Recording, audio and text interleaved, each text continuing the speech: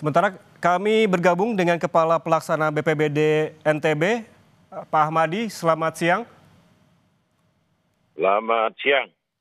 Pak Ahmadi, apa yang dilakukan oleh tim SAR dan juga pihak BPBD saat ini terkait dengan evakuasi?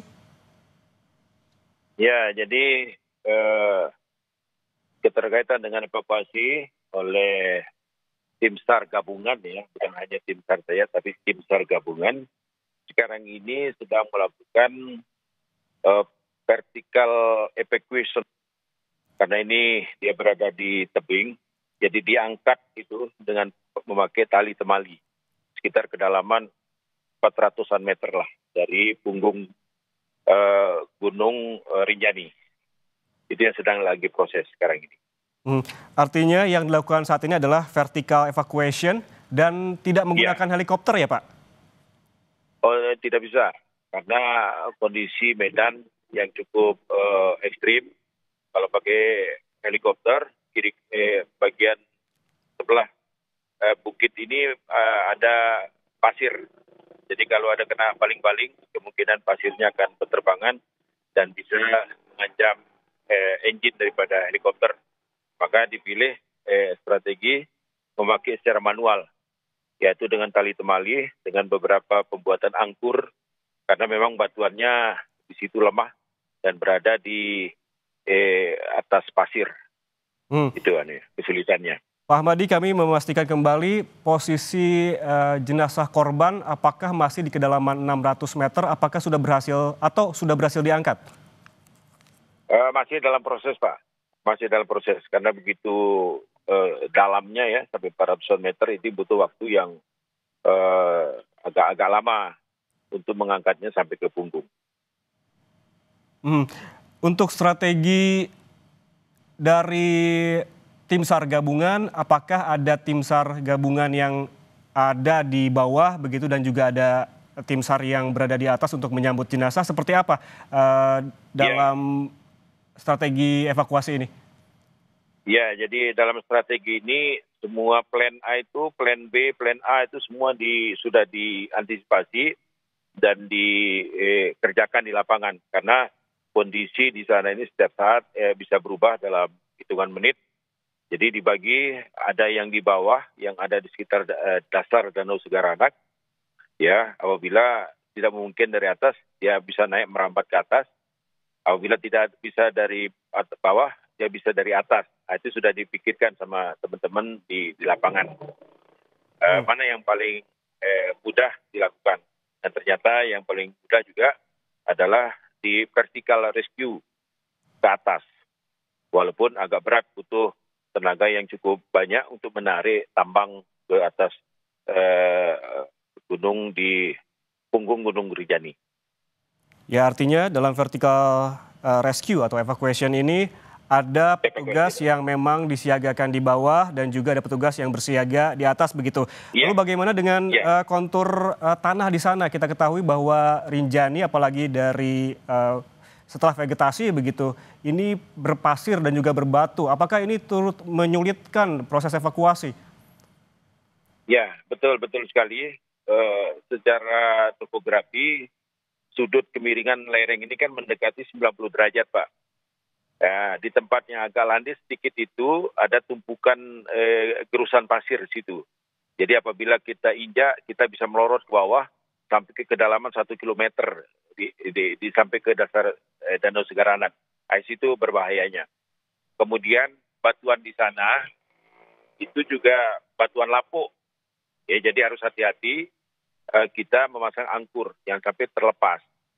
Karena di titik itu juga vegetasi juga hampir tidak ada ya yang bisa membawa dibebani oleh beban orang yang merambat lewat tali. Nah, itu kesulitannya.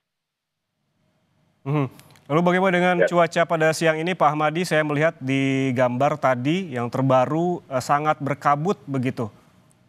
Ya, dari tadi jam 12 siang ini sedang hujan rintik-rintik ya, hujan ringan lah, tapi tetap berkabut, mendung ya di sekitar Sembalun sampai ke tempat evakuasi. Antisipasi apa saja yang dilakukan Pak Ahmadi mengingat cuaca juga berkabut dan sedikit gerimis seperti Anda bilang tadi, kontur tanah yang berpasir, berbatu dan juga bebatuan yang rapuh begitu agar juga proses evakuasi ini tidak membahayakan petugas ataupun tim gabungan. Antisipasi apa saja yang dilakukan? Ya, antisipasi yang kita lakukan pertama memang membatasi jumlah tim yang turun ke bawah. Mengingat satu-satunya tali jangan sampai terlalu besar bebannya dan kekuatan angkur bisa saja lepas sehingga bisa petugas justru terlepas daripada ikatan tali tersebut. Itu dibatasi betul pergerakan daripada tim yang ada di tempat pengambilan jenazah. Jadi hanya tujuh orang yang di bawah bekerja untuk melakukan packing jenazah tersebut, sekaligus mengenai logistik petugas yang ada di tebing itu selalu dikirim untuk menjaga kebugaran mereka, karena mereka kan tidak balik-balik, jadi nginep juga di sekitar angkut tersebut. Jadi setelah nanti kalau korbannya sudah diangkat, baru mereka juga ikut naik ke atas. Jadi itu tantangannya. Berapa total jumlah petugas yang diterjunkan, Pak Ahmadi? Tadi Anda sebutkan bahwa di bawah ada 7, sedangkan di atas berapa? Jadi totalnya berapa petugas yang diterjunkan? Kalau petugas yang ada di atas sama petugas tambahan itu lebih dari 50-an orang lah ya. Gabungan ya, tim SAR, BPBD, kemudian dari TNKR, dari TNI Polri, dan juga termasuk juga nanti tenaga-tenaga porter yang lainnya untuk evakuasi jenazah dari punggung Gunung Rinjani sampai ke titik penjemputan di kawasan TNKR. Gitu ya. Artinya porter juga turut diterjunkan dalam proses evakuasi ini, Pak? Ya, nanti menggotongnya, Pak. Menggotongnya. Karena harus cepat ya menggotongnya. Karena kalau itu butuh waktu yang cukup lama kalau mengingat medan sekarang, ya, jadi mungkin berganti estafet orangnya, Pak. Mungkin per 1 kilo ganti personil lagi, 1 kilo ganti personil supaya segera. Jadi tidak bisa satu tim saja yang menggotongnya. Jadi saling estafet nanti kalau sudah nyampe ke titik penjemputan di bawah. Ya Pak, ini skemanya akan seperti apa? Apabila nanti jenazah berhasil diangkat, apakah akan menggunakan helikopter untuk menuju ke Lombok ataukah akan digotong begitu dan melalui jalur pendakian mana? Karena memang tadi mendaki melalui Sembalun. Ya, perkiraan dari tim Basarnas gabungan ini korban akan dievakuasi malam hari, baru nyampe ke punggung itu malam hari. Jadi kalau malam hari berkabut juga mungkin tidak bisa memakai helikopter, maka skemanya skema manual. Ya, artinya skemanya mengangkat jenazah dari lokasi menuju ke gerbang Sembalun begitu ya Pak? Baik.